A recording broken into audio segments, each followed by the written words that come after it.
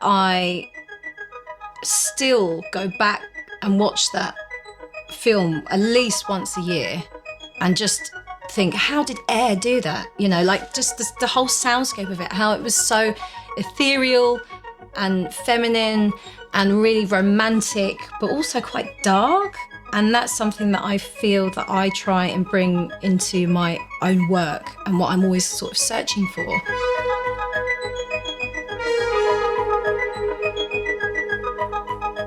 Hi, my name is Karis. I am a DJ, producer and songwriter and artist under the name Karis O'Hara.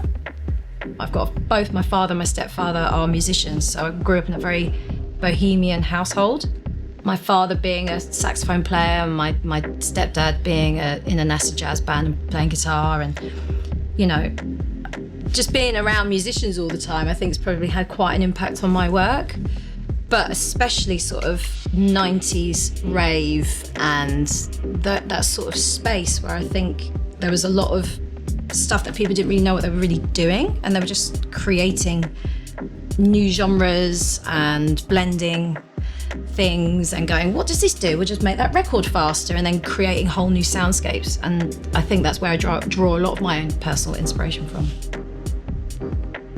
When it comes to creativity and like managing that, I go through sometimes these periods where I feel like it's like the bird comes and like flies on you and is on your shoulder, and then all of a sudden I'm like really creative and I'm painting a lot and I'm making loads of tunes, and it's really, really easy. It's just like flowing out of me, and I feel like there's loads of ideas. And then at other times I might wake up and feel like, oh God, I don't feel inspired at all. I'll sit at my computer and then not feel anything. And I'll be like, why am I not feeling and why am I not connecting to what I'm doing? And I went through a real big period of that for a good solid year. And the only way that I kind of managed it was by going through really long walks and being over Regent's Park. I think I'm very influenced by my mood and where I am in my, has the bird landed, and I'm feeling quite creative. Because when I was making really hard, angry 150 techno, I was also painting really, really dark images of sort of people I care about. But I think maybe that was a sort of representation of where my head was at. It was during COVID. I felt quite angry at the world. I felt a little bit, and you know, lonely, I guess. And loneliness is something that I do touch upon in sort of my work. I quite like to use like sort of like just a central figure, and to try and celebrate them. But you know, I like sort of Giacometti and that sort of like sense of being singular. Ignore the bullies.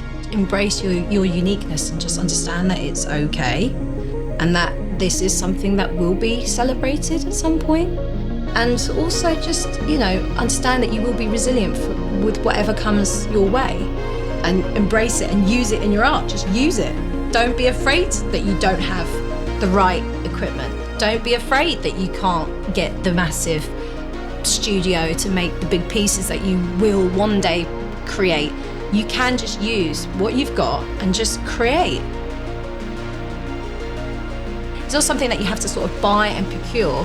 It's something that you are, and we are natural artists, all of us. I think that's our natural states. We all want to create.